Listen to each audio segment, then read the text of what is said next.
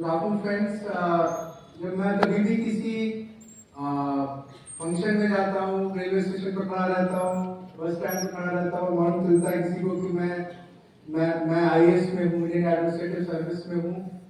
तो अगर कोई यूथ रहता है तो मेरे पास आता है, बोलता है कि मुझे भी आईएएस ज्वाइन करना है, तो आप मुझे ब्लेसिंग दें। तो आई टेल हिम कि आई bless you, all the best. और फिर पूछता है कि आप मुझे ब्लेस तो कर रहे हैं, बट मैं आईआईटी और आईएम से नहीं पढ़ा है, मैंने आईआईटी से नहीं पढ़ा है, आईएम से नहीं पढ़ा है। अगर आप चैट जीपीटी में देखें और अगर चैट जीपीटी में आप कभी एक या गूगल में सर्च करें या चैट जीपीटी में क्वेश्चन पूछे कि वर्ल्ड के दो toughest exam, rank 1 and rank 2 exam कौन से हैं? So the world's toughest exam, not India's toughest exam, the world toughest exam is Joint Entrance Examination after class 12 for admission in IIT. That is rated in the world as the toughest exam, not by the sheer numbers, but the standard of questions, etc., etc. और अगर उसी में rank 2 देखें, top 2 ranks in the world exams में, the top 2 ranks जो पूरी world में है, second rank is civil services examination of India, union conducted by union public service commission. ये वाला जो एग्जाम हम बात कर रहे हैं, ये वर्ल्ड का सेकंड टफेस्ट एग्जाम है। तो वो बच्चा वो यूथ मुझसे पूछता है, सर ये सेकंड सबसे टफेस्ट एग्जाम है, फर्स्ट टफेस्ट एग्जाम आईआईटी है, इसका मतलब ये आईआईटी जितना ही टफ एग्जाम होगा। और सेकंड नंबर्स, जब मैंने जब यूपीएससी का एग्जाम दिया था तो अराउंड 1.5 लाख स्टूडेंट्स एग्जाम देते थे प्रीलिम्स का, अब 7.5 लाख स्टूडेंट्स एग्जाम देते हैं। तो मुझसे पूछता है, जनरली बहुत सारे बच्चे मुझसे पूछते हैं कि सर मैंने आईआईटी से पढ़ाई नहीं की, मैंने आईआईएम से पढ़ाई नहीं की, क्या मैं यूपीएससी में मैं एक चांस लेना चाहता हूँ, यूपीएससी लिखना चाहता हूँ, प्रिपेयर करना चाहता हूँ, आपकी क्या एडवाइस है? तो फ्रेंड्स, मैंने सोचा वही एक टॉपिक मैं लेके आपके सामने आऊं, आप सबको बताऊं कि क्या है, मैं क्यों यहाँ पर आया। पहले मेरा नाम प्रवीण प्रकाश है, जैसे बताया सर ने, मेरा नाम प्रवीण प्रकाश है। मैंने आईआईटी कानपुर से 88 से 92 तक इलेक्ट्रिकल इंजीनियरिंग में मैंने पढ़ाई की। उसके बाद 88-92 में पढ़ाई करने के बाद मैंने 1993 में मैंने प्रीलिम्स एग्जाम लिखा और 94 में मेरा आईएएस में सिलेक्शन हुआ। हमारे जमाने में जब मैं आप तो ऑप्शन मांगते हैं स्टेट्स के, जब मैंने लिखा था तो कोई ऑप्शन नहीं माना जाता था। ये बोला जाता था कि जो भी टॉप 25 रैंक जिनकी आएगी वो सारे इक्वली डिस्ट्रीब्यूट होंगे all 25 states of this country. तो मैं रहने वाला तो बनारस का हूँ, यहीं पर मैं बीएचयू के बगल में ही महामना कॉलोनी है, वहाँ मेरे पेरेंट्स रहते हैं, मैं बनारस का रहने वाला हूँ। और बट मेरे को जब टॉप 25 को स्प्रेड किया गया पूरे कंट्री में, तो मेरे को लॉटरी में आंध्र प्रदेश मिला। और मैं 1994 से लेकर 2024 30 साल मैंने आंध्र प्रदेश में मैंने नौकरी की। इसलिए शायद मेरा हिंदी भी उतनी उस लेवल पर मैं हिंदी नहीं बोल पाता, 30 साल तक ना मैं तेलुगु ठीक पे बोल पाता था, ना हिंदी ठीक से वो माइंड में बोलता ही नहीं था। तेलुगु भी शायद थोड़ा थोड़ा मैंने सीखी वहां पर। तो आपको मेरी हिंदी में भी अभी तेलुगु का टच लगेगा। 30 साल मैंने नौकरी करने के बाद 30 सितंबर इस साल 30 सितंबर को मैंने वॉलंटरी रिटायरमेंट लिया। अपने रिटायरमेंट से 7 साल पहले मेरा एक्चुअल रिटायरमेंट 30 जून 2031 है, पर मैंने 7 साल किया। और अब मैं एक 2.0 भी करना चाहता हूँ अपनी लाइफ में। तो मैंने सोचा जब आते समय कि जब मैं 30 साल आंध्र प्रदेश में था, तो आंध्र प्रदेश में डीएम पोस्ट पे, म्युनिसिपल कमिश्नर पोस्ट पे, लास्ट मेरी पोस्ट थी सेक्रेटरी स्कूल एजुकेशन, क्लास 1 से 12 तक के बच्चों को मैं हैंडल को सर्व करता था। तो मैंने बहुत सारे बच्चों को as a DM, municipal commissioner, SDM, ADM, मैंने बहुत सारे बच्चों को बहुत गाइडेंस दिया। पर मैंने इस बार सोचा कि जब मैं जिस डिस्ट्रिक्ट से बिलोंग करता हूँ, मैं जिस सिटी से बिलोंग करता हूँ, मैंने वहाँ के बच्चों को तो मैंने 30 साल में एक भी बच्चे को मैंने गाइडेंस नहीं दिया। तो मैंने सोचा ये शायद मेरे 2.0 में ये मेरी रिस्पॉन्सिबिलिटी है, it's giving back to that city which you belong to, giving back to city जिसके कारण तुम IAS में आए। तो ये मेरी एक रिस्पॉन्सिबिलिटी है कि मुझे बच्चों को अपने एक्सपीरियंस से अपना एक्सपीरियंस बताना चाहिए। ऑब्वियसली आप लोग 21st सेंचुरी के बच्चे हैं, आप लोगों की थॉट डिफरेंट होगी, पर मेरी क्या थॉट है वो मैं आपसे शेयर करूं। तो कल मैं जब अपना VC सर से मिला, VC सर का आपको मालूम ही है, वो भी मेरे कॉलेज के में प्रोफेसर थे, IIT कानपुर में प्रोफेसर थे।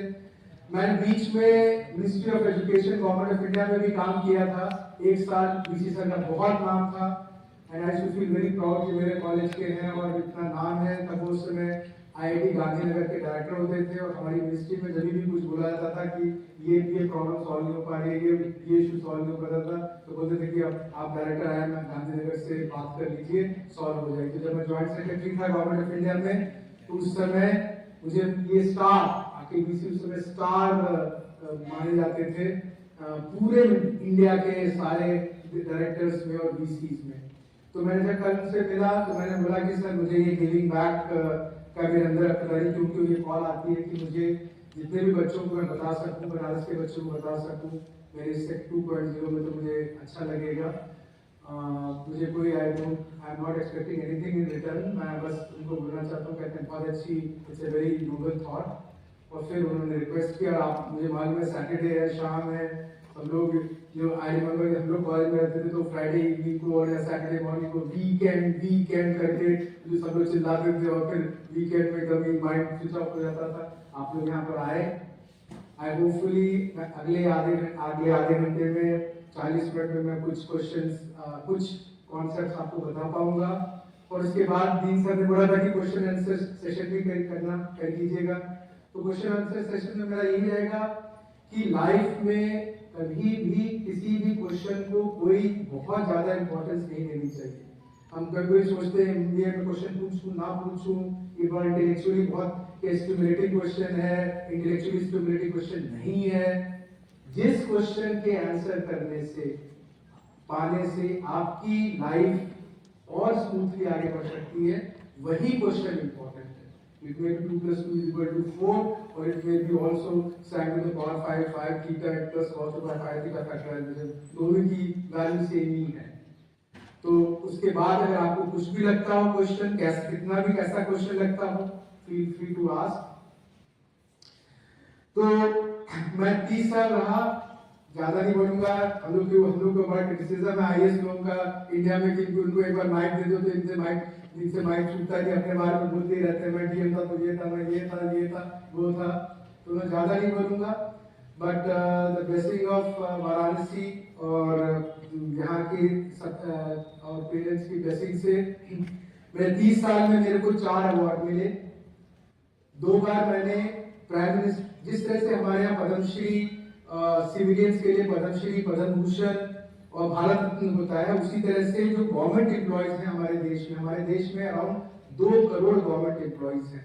उन 2 करोड़ गवर्नमेंट एम्प्लॉयज में 3 गवर्नमेंट एम्प्लॉय को prime minister award for excellence in public administration 21 अप्रैल को मिलता है, जिस दिन सरदार वल्लभ भाई पटेल जी का बर्थडे होता है, जिसको सिविल सर्विसेज डे बोला जाता है। उस दिन 2-3 लोगों को वो अवार्ड मिलता है। मैंने 30 साल की मेरी नौकरी में मुझे ये अवार्ड 2 बार मिला। 2 बार मुझे ये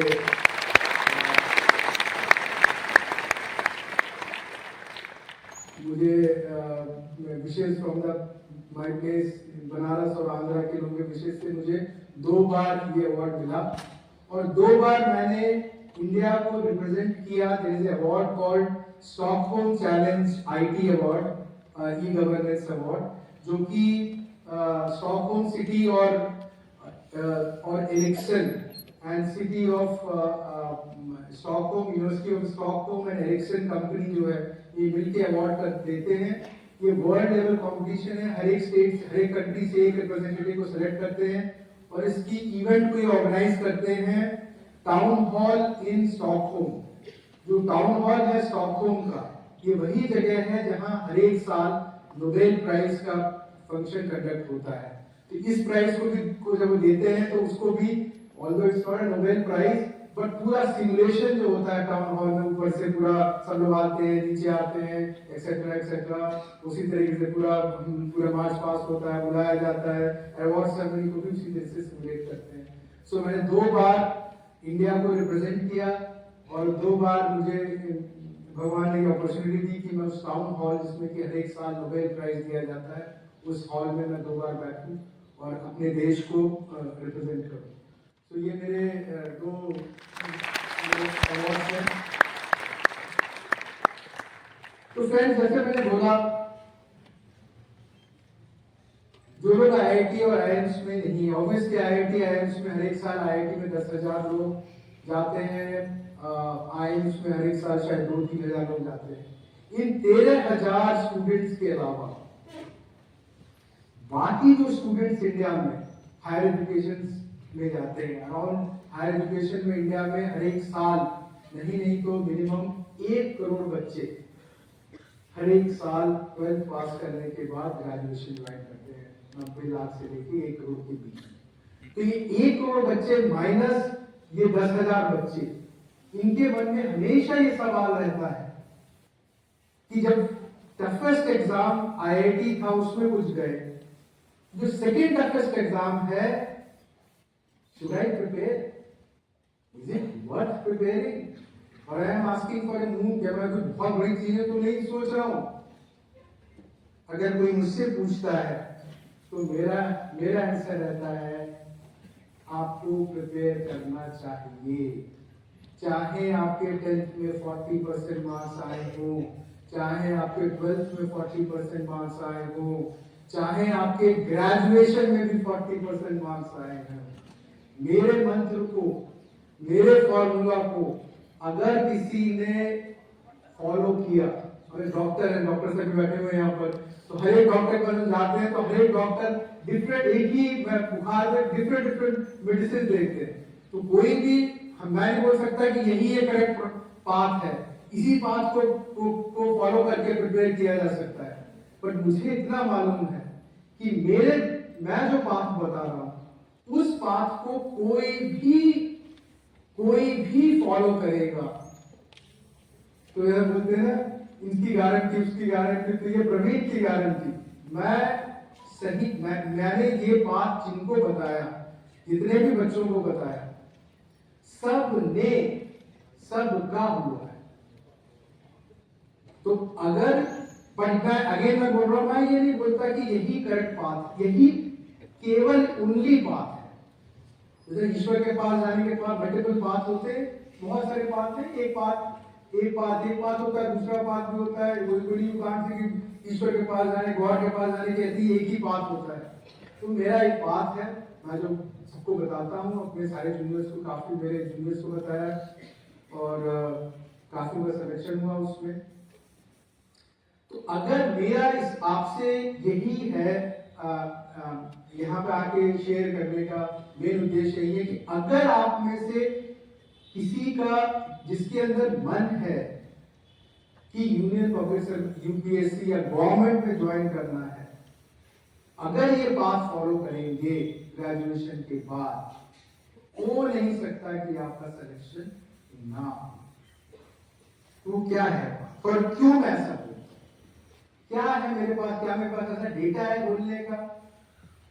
तो अगर मैं पहले देखूं कि 2 चीजें हैं, जैसे यहाँ पर एक बात होती है जो हम बात कर रहे थे, एकेडमिक एक्सीलेंस, जो ये एक्स एक्सिस पे है नीचे एकेडमिक एक्सीलेंस, और वाई एक्सिस पे है probability of success in UPSC. तो जैसा मैं बोला था पिछली बार कि इन दोनों के बीच में कोई भी कोरिलेशन नहीं है। एक एक्स एक्सिस है, एक वाई एक्सिस है। 10th में 40%, 12th में 40%, ग्रेजुएशन 40%, आईएएस में है, आईपीएस में है, स्टेट पब्लिक सर्विस कमीशन में है, पीसीएस में है,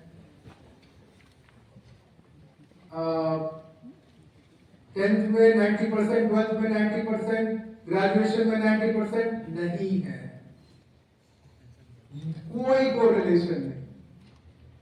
माइंड थोड़ा रिलैक्स हो रहा होगा तो ठीक है, बहुत बार बहुत गिल्टी होता है मन के, 10th में शायद बहुत पढ़ाई कर ली होती, 12th में पढ़ाई कर ली होती कि नहीं किया, लाइफ लॉन्ग ये चेज करेगा, लाइफ लॉन्ग ये चेज करने वाला। सब कुछ एक साइड, एक नई इनिंग यूपीएससी या स्टेट सिविल सर्विस की, स्टेट पब्लिक सर्विस की तैयारी, एक साइड। ये दोनों एक्स एक्सेस और वाई एक्सेस है।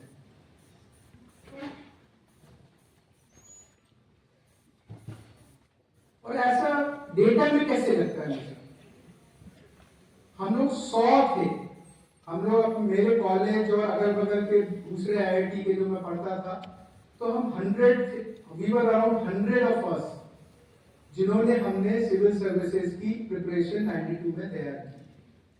और अगर मैं 100 को उनके पासिंग परसेंटेज जो हमारे यहाँ वहां पर बोलते हैं क्यूमुलेटिव पॉइंट्स इंडेक्स, सीपीआई जिसको बोलते हैं आईआईटीज में, अगर सीपीआई के बेसिस में मैं उन 100 स्टूडेंट्स को रैंक करूं, रैंक 1 से रैंक 100, और उस समय 4 अटेम्प्ट्स होते थे, 1 2 3 4, तो अगर मैं फर्स्ट अटेम्प्ट में देखूं तो जो ये चारों मैं 1 से 100 रैंक के सारे बच्चे जो टॉपर था, फिर सेकंड, तो 25 के अगर 4 ब्लॉक बना लूं और इन 4 ब्लॉकों में बोलूं कि फर्स्ट अटेम्प्ट में क्या फर्स्ट ब्लॉक वाले बच्चों का हुआ था, आइडियली हम सोचेंगे तो अगर फर्स्ट से 100 के बच्चों को, रैंक वाले बच्चों को 4 ब्लॉक में बांटे, तो फर्स्ट ब्लॉक वालों का फर्स्ट अटेम्प्ट होना चाहिए था, सेकंड ब्लॉक वालों का सेकंड अटेम्प्ट होना चाहिए था, थर्ड ब्लॉक वालों का थर्ड अटेम्प्ट होना चाहिए था, और फोर्थ ब्लॉक वालों का फोर्थ अटेम्प्ट होना चाहिए।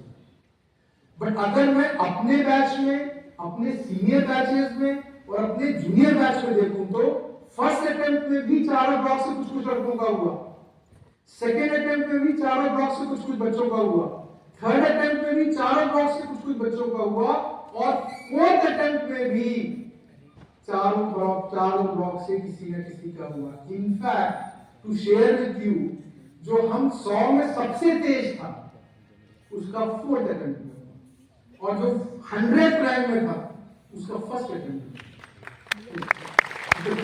कोई कोरिलेशन नहीं है, क्या है, कोई कोरिलेशन नहीं है। बट हमारा माइंड इसको मानने के लिए, जब हम बच्चे रहते हैं तो इसको मानने के लिए तैयार नहीं होता। क्यों नहीं तैयार होता?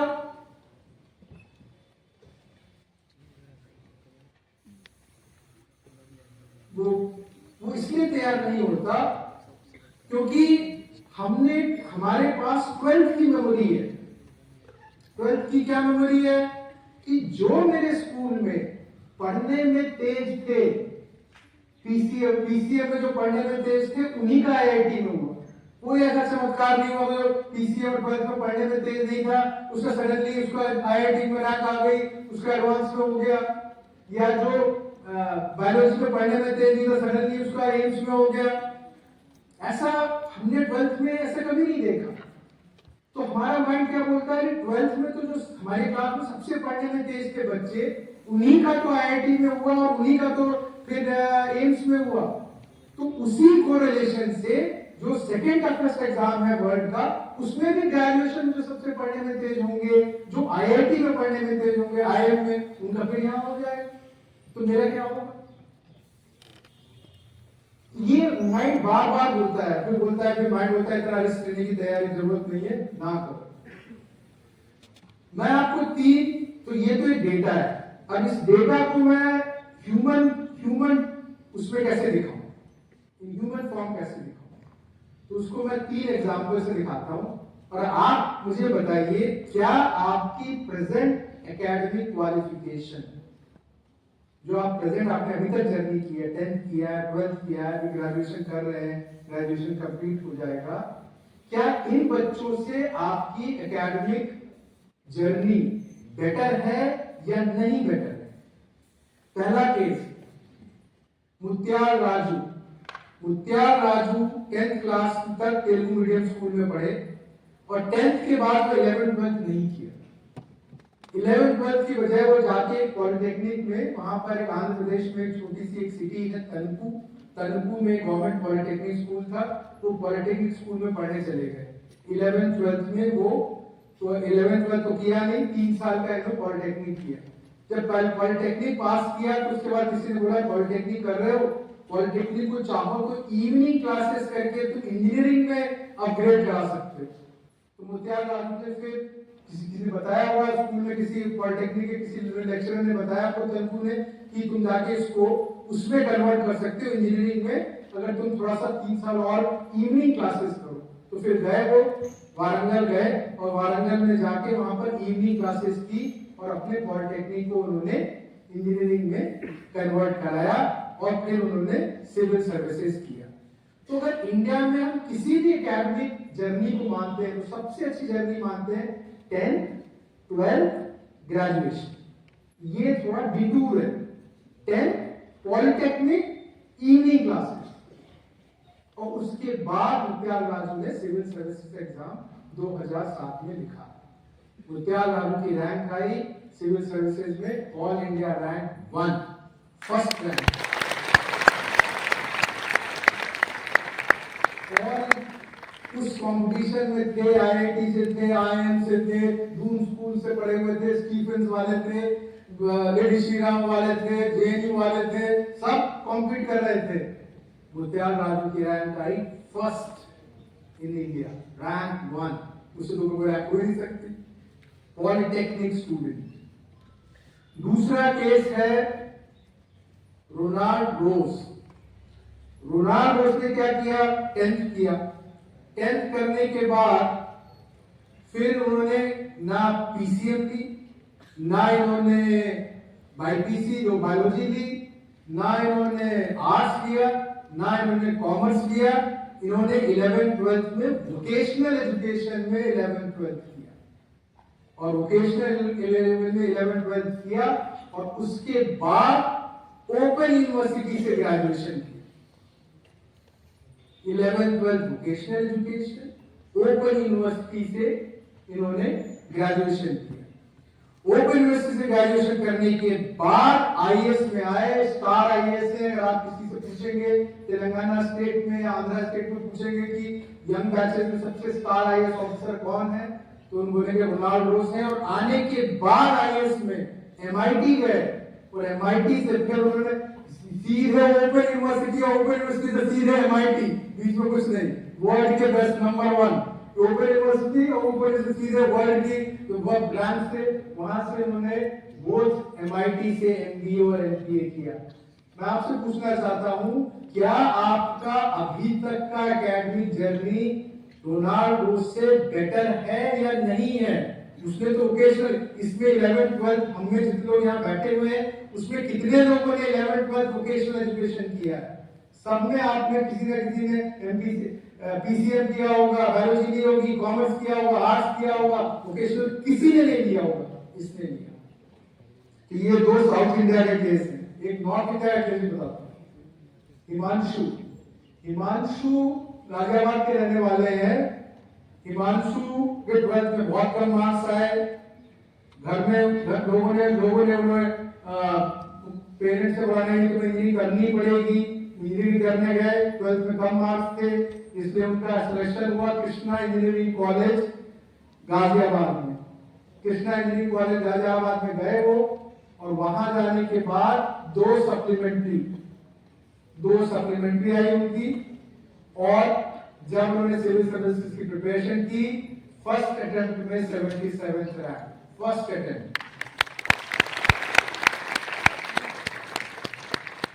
बहुत सारे आप गोल्ड मेडल से मिलेंगे, बोलेंगे मैं 3rd अटेम्प्ट में हुआ था, मेरा 4th अटेम्प्ट में हुआ था। Himanshu Shukla first attempt, 2 supplementary, 77th rank. अभी ये गवर्नमेंट ऑफ इंडिया में काम कर रहे हैं, मिनिस्ट्री ऑफ सोशल जस्टिस में। रोनाल्ड रोज हैं, वो अभी फाइनेंस डिपार्टमेंट के सेक्रेटरी हैं गवर्नमेंट ऑफ आंध्र प्रदेश की। पूरे स्टेट की फाइनेंस देखते हैं ये फाइनेंस सेक्रेटरी। और ये अभी सोशल जस्टिस मिनिस्ट्री में गवर्नमेंट ऑफ इंडिया में काम कर रहे हैं हिमांशु। तो जो मैंने बोला था कि ऐसा क्यों है, ऐसा क्या है कि कोई कोरिलेशन नहीं है ग्रेजुएशन के एकेडमिक्स तक के एक्सेलेंस और इन सर्विसेज के में सक्सेस के बीच में कोरिलेशन क्यों नहीं है? इसलिए नहीं है कि जो लोग प्रिपेयर करते हैं शायद उन्हें मालूम भी होता है, बट अपने ओवर कॉन्फिडेंस में वो उन 3 सब्जेक्टों की तैयारी ठीक से नहीं करते जो सिविल सर्विसेज के लिए या किसी भी गवर्नमेंट जॉब के कॉम्पिटिटिव एग्जाम के लिए बहुत जरूरी है। अगर उन्होंने भी उन 3 सब्जेक्ट की अच्छी तैयारी की होती तो उन लोगों का भी सिलेक्शन हो जाता। या तो उन्हें मालूम नहीं था या वो ओवर कॉन्फिडेंस में थे। इन 3 सब्जेक्टों की तैयारी जो ठीक से कर लेगा वो पक्का, मैं गारंटी के साथ बोल सकता हूं कि उसका 100% होगा। और अगर नहीं हो तो मैं उससे शर्त लगाने के लिए तैयार हूं। कॉम्पनसेशन में उसने प्रिपरेशन के बाद वो आए बोले कि सर आपने जो बोला था मैंने उनकी सब्जेक्टों की बहुत अच्छी तैयारी की पर मेरा तो नहीं हुआ। अब आप मुझे इतना कॉम्पनसेशन दीजिए, मेरे जितनी शक्ति होगी उस हिसाब से उतना कॉम्पनसेशन देने के लिए मैं रेडी रहूंगा, ये मेरा वादा है। तो कौन से वो 3 सब्जेक्ट हैं जिसको नहीं पहचान पाते वो लोग? या तो ओवर कॉन्फिडेंस में नहीं पहचान पाते या शायद किसी ने बताया नहीं हुआ उनको कि ये 3 सब्जेक्ट करने होते हैं। तो कौन से ऐसे 3 सब्जेक्ट हैं वो मैं आपको बताना चाहता हूं। बड़े स्ट्रेंज टाइप के सब्जेक्ट हैं ये। इन सब्जेक्टों के बारे में आप चाहें तो रोज रोज अपना सेल्फ इवैल्यूएशन भी करना चाहिए, जरूर करना चाहिए। इन 3 सब्जेक्टों में मैं कैसा कर रहा हूं, कैसे होते हैं। Daily practice test, DPT, daily practice test. इन सब्जेक्टों का अगर मैं डेली प्रैक्टिस टेस्ट करूं और मेरे को इसमें अच्छे मार्क्स आ रहे हैं तो जरूर आपको सक्सेस मिलेगी। क्या है वो 3 सब्जेक्ट? बड़े स्ट्रेंज टाइप के सब्जेक्ट। पहला सब्जेक्ट पेशेंस, परसीवरेंस। वर्ल्ड की किसी भी कंट्री में चले जाएं, most prestigious job government job, most prestigious job in any country. जब मैं आईआईटी में पढ़ता था तो मेरे जो सीनियर्स थे तो मेरे से पढ़ने में बहुत तेज थे, वो यूएस जाते थे। यूएस में जाकर तो माइक्रोसॉफ्ट में काम कर रहे हैं, गूगल में काम कर रहे हैं, सन में काम कर रहे हैं, मैकेंजी में काम कर रहे हैं, बीसीजी में काम कर रहे हैं, इस कंपनी में काम कर रहे हैं। तो धीरे धीरे ये इंप्रेशन आने लगा हम लोग की जनरेशन में कि इंडिया में तो गवर्नमेंट जॉब की बड़ी इंपॉर्टेंस है, बट यूरोप में, ऑस्ट्रेलिया में और यूएस में गवर्नमेंट जॉब की कोई इंपॉर्टेंस नहीं। तो मैंने 2009 में मैं 1 साल के लिए मास्टर्स करने के लिए यूएस गया। Maxwell school of public policy, which is supposed to be one of the best in public policy, वहां पर मैं मास्टर्स करने गया सबैटिकल लेके 1 साल के लिए। और इस बार मैं यूएस गया था तो मैं यही जानना चाहता था कि क्या यूएस में गवर्नमेंट में जो जॉब करते हैं उनकी इतनी इंपॉर्टेंस क्यों नहीं है जितनी इंडिया में है। चाहे वो इंस्पेक्टर हो, तहसीलदार हो, एसडीएम हो, डीएसपी हो, या फिर डीएम है या एसपी है या म्युनिसिपल कमिश्नर है। ऐसा क्या है कि इंडिया में इतनी इंपॉर्टेंस है और वहां पर क्यों नहीं है? तो मैं मिलने गया, वहां पर मैंने कोर्स ही लिया। मैं वो इसमें सिलेक्शन करना होता है, जैसे इंटर्नशिप के समय में समर कोर्स लेना होता है, तो 4 महीने का समर कोर्स था मेरा। तो 4 महीने का मैंने एक समर कोर्स लिया, comparison between government employees of India and the government employees of America. ये मेरा कोर्स था, 4 महीने का मैंने कोर्स किया। मैं जाके इंटरव्यू करता था सारे यूएस के गवर्नमेंट एम्प्लॉइज को मैं इंटरव्यू करता था। पहला इंटरव्यू करने गया मैं, म्युनिसिपल कमिश्नर था जिस सिटी में ये यूनिवर्सिटी है, स्कूल है, मैक्सवेल स्कूल। उस सिटी का नाम है, ये न्यूयॉर्क स्टेट में है, सिटी का नाम है सिरैक्यूज। सिरैक्यूज एक छोटी सी सिटी है, उसकी पॉपुलेशन है 50,000 लोग। बनारस की पॉपुलेशन है 15 लाख। तो कम से कम नहीं तो आप सोच लीजिए तो इसका 3% पॉपुलेशन, 3% पॉपुलेशन छोटी। हमारे यहाँ बोले 50,000 मतलब क्या, ओहो 50,000 मेजर ग्राम पंचायत या नगर पंचायत, और या बोलेंगे नगर पंचायत, मेजर ग्राम पंचायत, छोटा सा टाउन, ऐसे बोलेंगे। तो मैं उससे मिलने गया म्युनिसिपल कमिश्नर, नगर निगम जो सिरैक्यूज म्युनिसिपल कमिश्नर थे और नगर निगम के कमिश्नर थे, उनसे मिलने गया। उसने पूछा कि आपको अपनी लाइफ की सबसे अच्छी पोस्ट कौन सी लगी? तो मैंने कहा मुझे अपनी लाइफ की पोस्ट वही लगी जो आप कर रहे हैं। मैं भी एक सिटी थी, 2 सिटी थी आंध्र प्रदेश में, गुंटूर सिटी और विजयवाड़ा सिटी, उसमें म्युनिसिपल कमिश्नर था और मुझे वो पोस्ट बहुत अच्छी लगी, मुझे बहुत याद आती है पोस्ट की।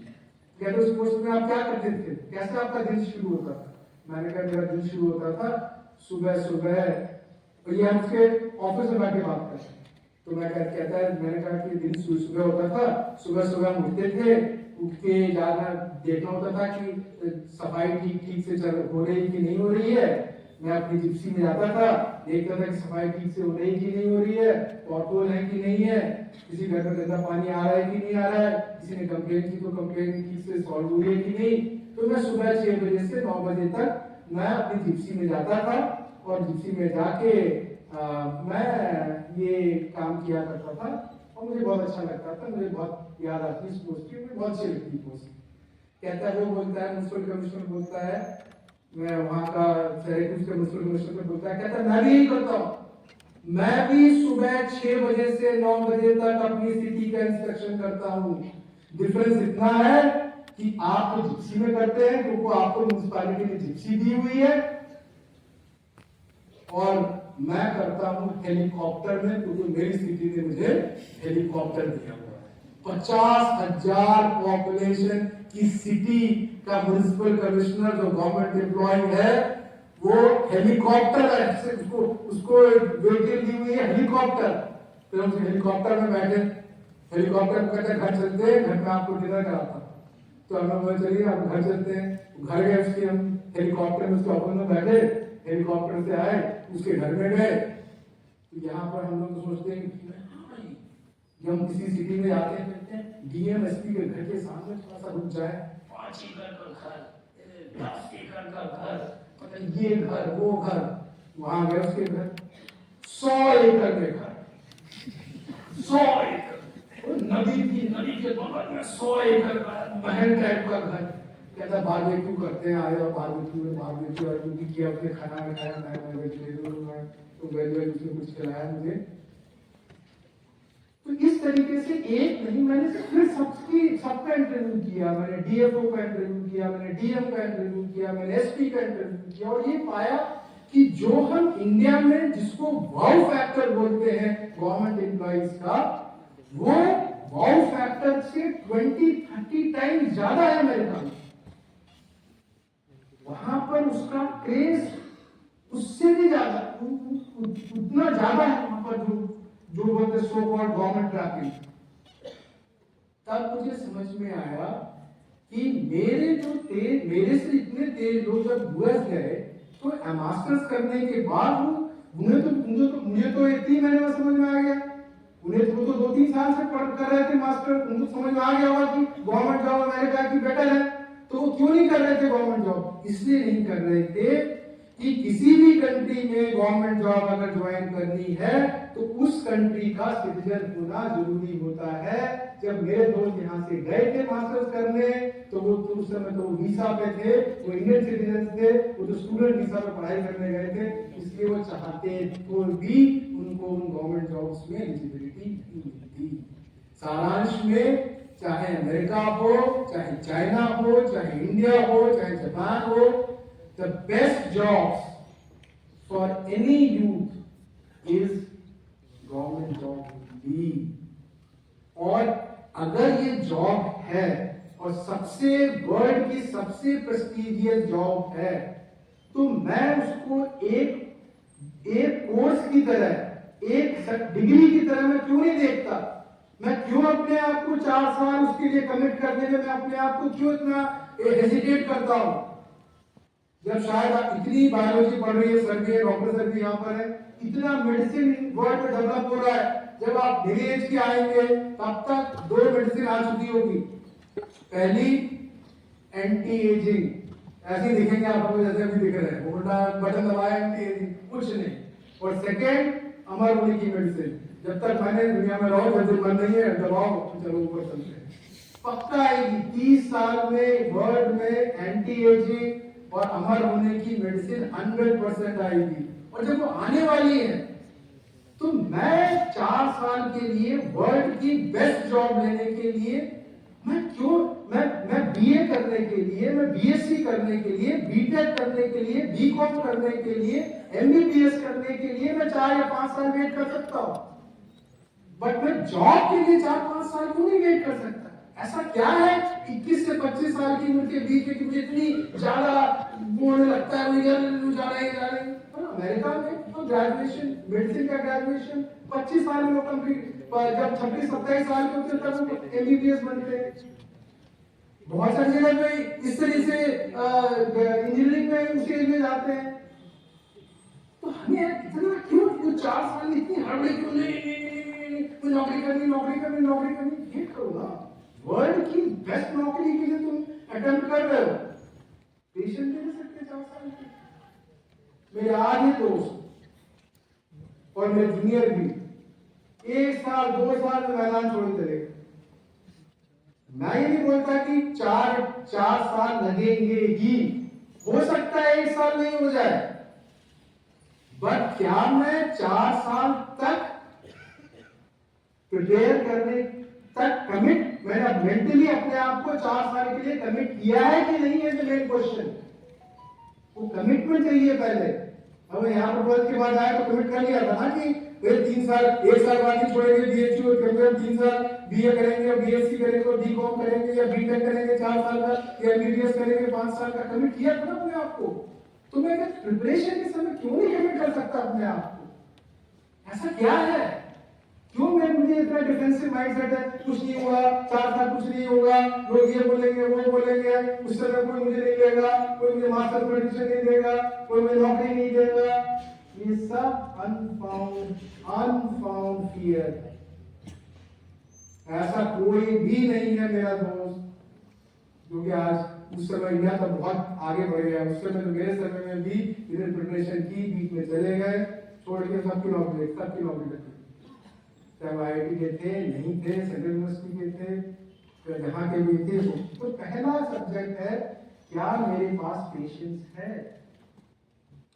दूसरा,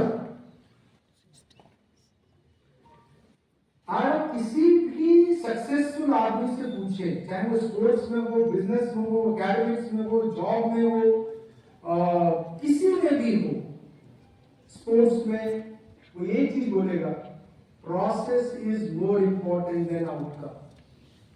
I enjoy process. I don't enjoy the outcome. If you ask PV Sindhu, the most successful, if you ask Rahul Dravid, you ask PV Sindhu, you ask Dhoni, you ask any one of them, you ask Dhoni, do you enjoy lifting the World Cup more than practicing every day? He will say, I enjoy practicing every day more than lifting the World Cup. If you ask PV Sindhu, did you enjoy taking the silver medal in the Olympics more than doing practice every day in Hyderabad in Gopi Chand Academy? She will say, I enjoy more doing practice in Gopi Chand Academy than lifting the. इन जितने भी successful लोग हैं world में, वो process से उनको ज्यादा excitement आता है rather than the outcome. किसी से भी। तो अगर इसको हम इस प्रिपरेशन के कॉन्टेक्स्ट में बोले, तो क्या मैं रोज 9 से 6, 9 बजे सुबह से 6 बजे शाम तक प्रिपेयर करने के लिए, एवरी डे इस प्रोसेस को रिपीट करने के लिए तैयार हूं? Do I have that type of fire in Delhi कि मैं 9 से 6 रोज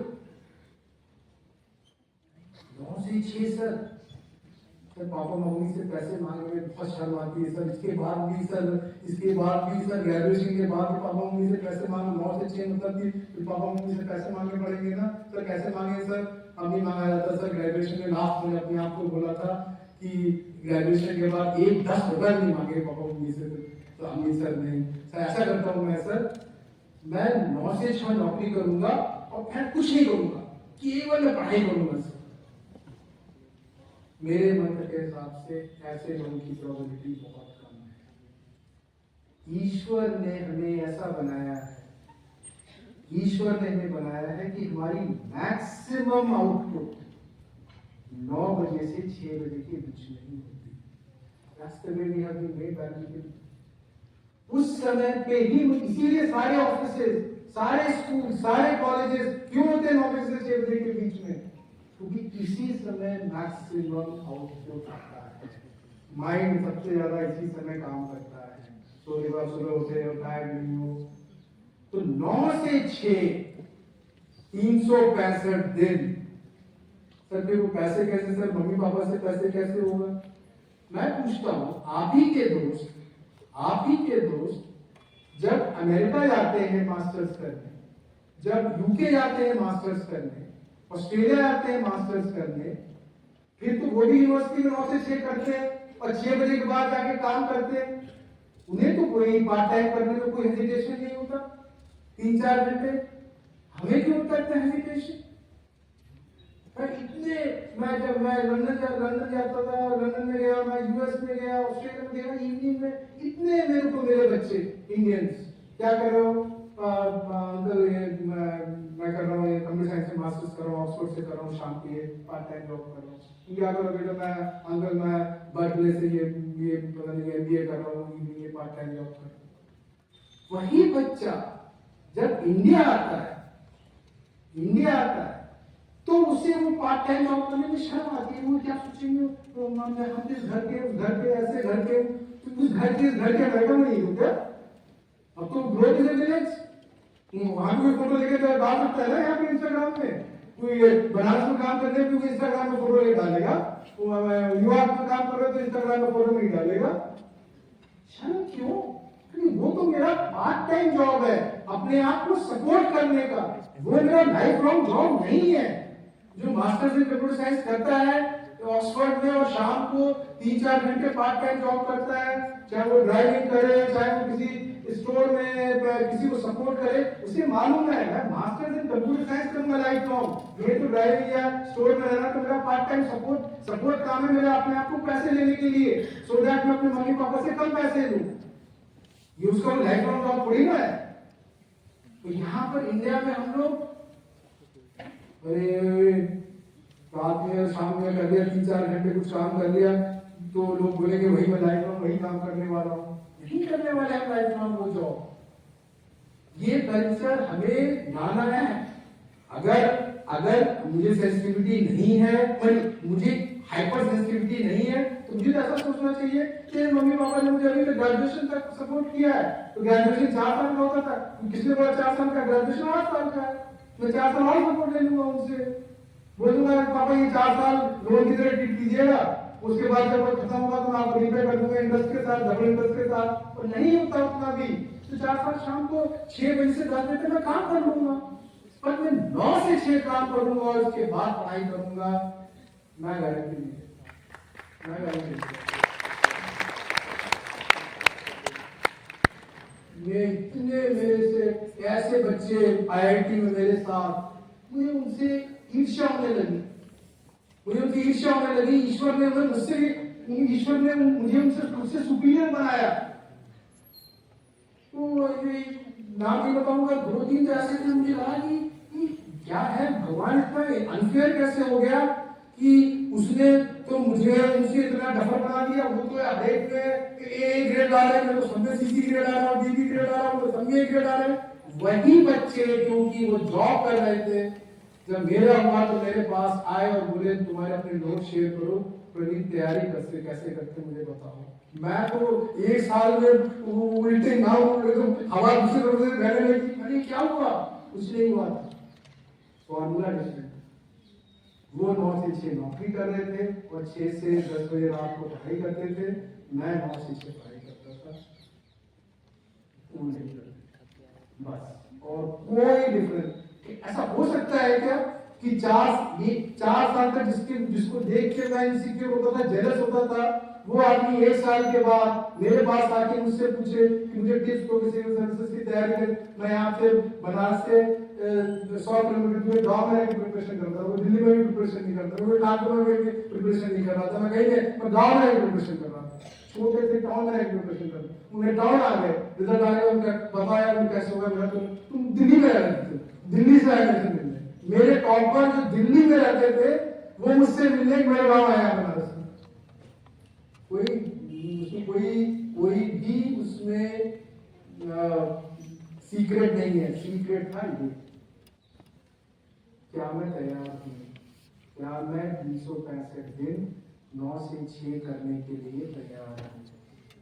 तीसरा,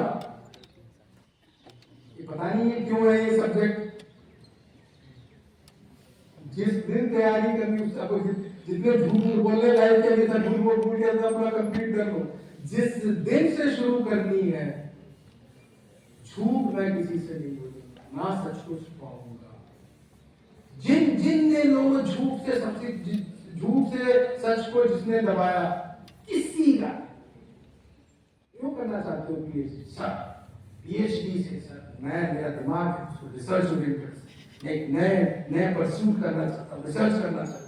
मैं अपनी यूनिवर्सिटी का नाम वर्ल्ड में सर रिसर्च की यूनिवर्सिटी का नाम करूंगा। आते ही पहले दिन से प्रीलिम्स हो गया, सर छुट्टी दे दीजिए 3 महीने के लिए। क्यों सर? वो मेरा ब्रदर है सर, वो एकदम वो ठीक से सर वो कर नहीं रहा, उसको सेटल करना है सर। नहीं, अच्छा देखो भाई को सेटल करना तो जरूरी होता है, घर गए इसकी तैयारी करते नहीं।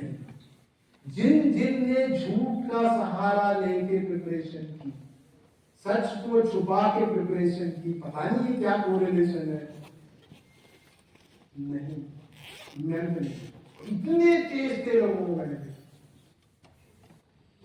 ये एक तपस्या है to get something which is the best in the world, irrespective of क्या मेरा बैकग्राउंड है, क्या मैं ट्राई कर रहा हूं। मैं ट्राई कर रहा हूं टू गेट समथिंग जिसका मेरा कॉम्पिटिटर और जेई का और एम्स का रैंक 1 है, उससे मैं कॉम्पीट कर रहा हूं, उससे मैं जीतना चाहता हूं। मेरे अंदर प्योरिटी नहीं है तो मैं कैसे जीतूंगा? कभी झूठ नहीं बोलूंगा, कभी झूठ नहीं बोलूंगा। Trust me on this. जिस दिन प्रिपरेशन शुरू की उस दिन के बाद से कभी झूठ नहीं बोलूंगा।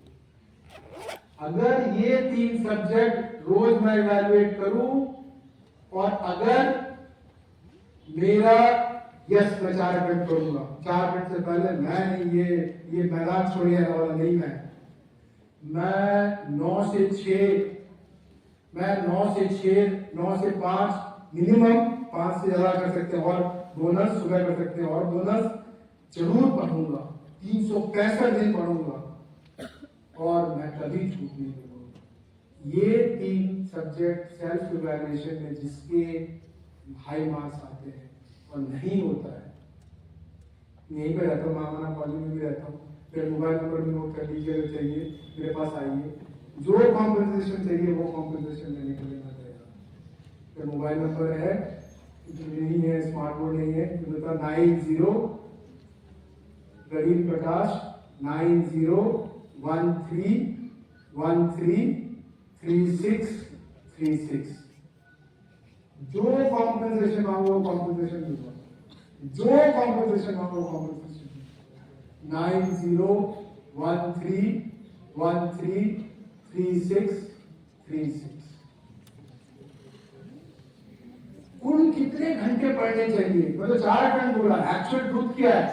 4 तो मैं तो कुछ इतनी बड़ी इरशाद लगा रहा हूं तो कुछ तो अपना कुछ सेफ्टी नेट रखूंगा, तो इसलिए मैंने 4 बोला। पर ट्रूथ क्या है? ट्रूथ 4 नहीं है। ट्रूथ है दुनिया की सबसे ज्यादा बेस्ट सेलर 2 बुक जो है। Book 1 outliers. आउटलायर्स में उसने क्यों इतनी बड़ी बेस्ट सेलर बन गई? क्यों दुनिया के कंट्री के में हर एक एडल्ट इस बुक को पढ़ता है, आउटलायर को। उन्होंने लिखा क्या है आउटलायर बुक में? आउटलायर बुक में बहुत सारी थ्योरी लिखी है, और जो मेन थ्योरी उसमें लिखी है वो ये लिखी है कि हमने बहुत रिसर्च किया, बहुत सक्सेसफुल लोगों का रिसर्च किया, और रिसर्च के बाद हमने ये पाया कि किसी भी प्रोजेक्ट के लिए अगर तुम्हारी जीरो नॉलेज भी है, तुम जीरो से भी स्टार्ट करो और 10,000 घंटे उसके बारे में करो, तो ऐसा हो ही नहीं सकता कि तुम उस प्रोजेक्ट में वर्ल्ड के बेस्ट ना बन जाओ। फॉर एग्जाम्पल, मैं ये बोलता है, सपोज मैं बोलता हूँ वर्ल्ड का बेस्ट बैट्समैन बनना चाहता हूँ, वो बोलती है कि वर्ल्ड का बेस्ट बैट्समैन बनना चाहता हूँ, स्टॉप वॉच रखो, 10,000 घंटे डालो, 10,000 घंटे बैटिंग करो, सचिन तेंदुलकर से बेटर बैट्समैन बनोगे। मैं बेस्ट सिंगर बनना चाहता हूँ, मैं स्टॉप वॉच डालो, 10,000 घंटे करो, बेस्ट में 10,000 घंटे करो, वर्ल्ड के बेस्ट सिंगर बन जाओगे। Same is true for this. Zero से शुरू करो, कुछ नहीं मालूम, 10,000 घंटे करोगे, 100% हो ही नहीं सकता। अगर मैं रोज 10 घंटे पढ़ता हूं तो 10,000 घंटे मतलब 2 साल 8 महीने। हो सकता है मेरी अभी की जितनी नॉलेज है वो कुछ घंटे काउंट हो जाए उसमें से माइनस, और हो सकता है वर्ल्ड का बेस्ट की जरूरत नहीं है, बीच में मेरा हो जाए। बट अगर किसी ने 10 घंटे रोज पढ़ाई की है तो 2 साल या 7 महीने के बाद, ऐसा अगर ये सच है कि नहीं होता है, तो फिर ये बुक दुनिया का हर एक एडल्ट नहीं पढ़ता। और ये 1 साल से नहीं है, पिछले 20 साल से हर एक साल ये बेस्ट सेलर बुक है। Every year it talks as the best seller book in the world. Every year, because लोग इसको प्रैक्टिस कर रहे हैं और फिर बाद में बोल रहे हैं यस सच है। दूसरा जो बहुत फेमस बुक है जिसमें ये बोला जाता है, जो कि हमें लगता है हमेशा कि ये कैसे पॉसिबल है, तो 10th में तो 40%, 12th में 40%, ग्रेजुएशन में भी 40%। सर बोल रहे हैं सीधे यूपीएससी ऑल इंडिया रैंक 1 की, पता नहीं कहाँ हम रिवर्स गियर से सीधे फर्स्ट गियर की बात कर रहे हैं, सॉरी रिवर्स गियर से फोर्थ गियर की बात कर रहे हैं। इस चीज को भी जिस बुक ने लिखा वो मैनेजमेंट में सेकंड बेस्ट बुक मानी जाती है। तो बुक है, आप सबने बहुत पढ़ी होगी, एटॉमिक हैबिट्स। एटॉमिक हैबिट्स में बेसिकली क्या बोलता है? एटॉमिक हैबिट बुक में वो बोलता है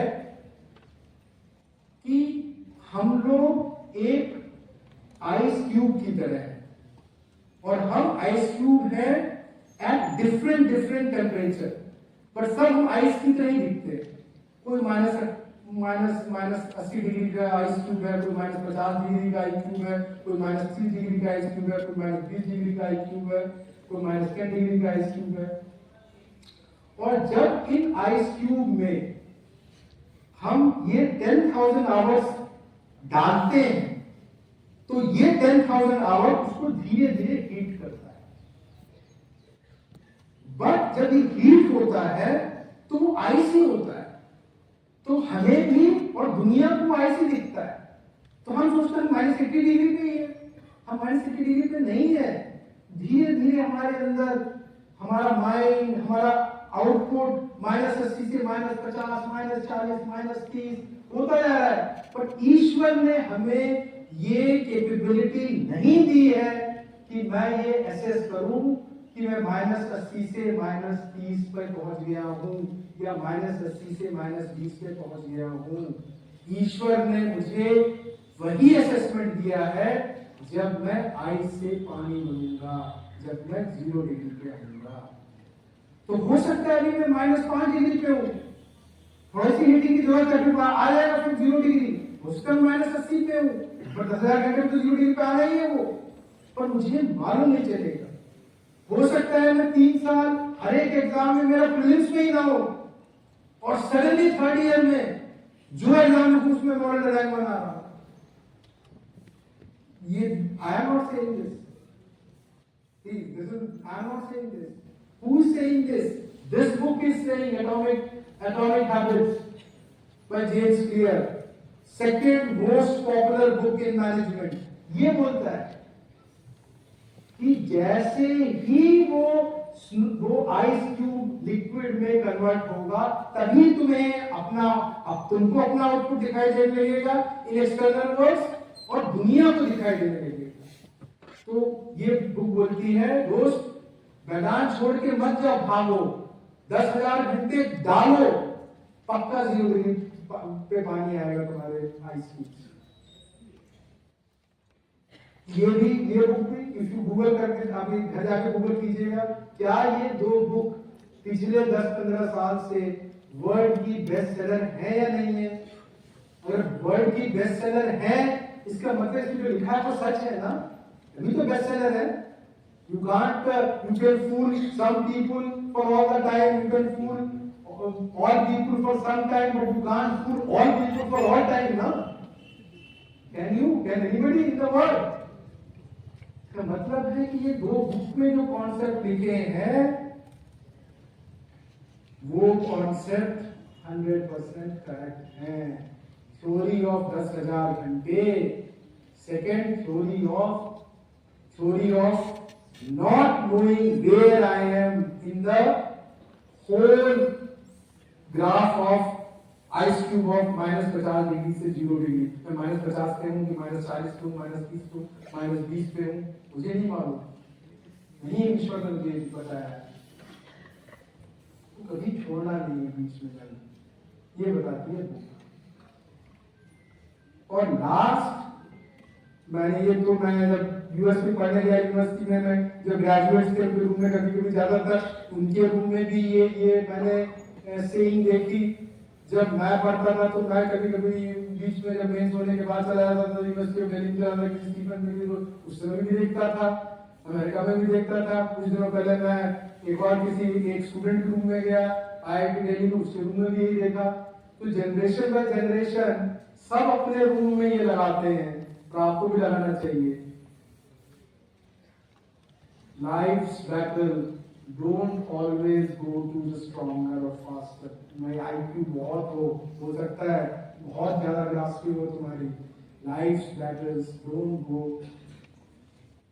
always go to the stronger or faster man, but sooner or later, the man who thinks is the man who thinks he can. You have to believe I will become an IAS officer. You have to believe मैं करूंगी 10,000 घंटे process रोज 9 से 6 करूंगी। And start visualising yourself as an IAS officer, start visualising yourself as an IPS officer, start visualising yourself as whatever your dream is in foreign service, I do a diplomat for my country. Believe in yourself. ये भी इस country के students नहीं है, हर एक country के students को करते हैं। और जनरेशन बाय जनरेशन ये बहुत स्ट्रॉन्ग वर्ड्स है, बिलीव इन योरसेल्फ। तो फ्रेंड्स, यही दैट्स ऑल। किससे आ गया वो साइनिंग वाला आ गया। So that's all from my side. 3 subjects, 10,000 hours, -80 degree, Delhi University. Thank you very much.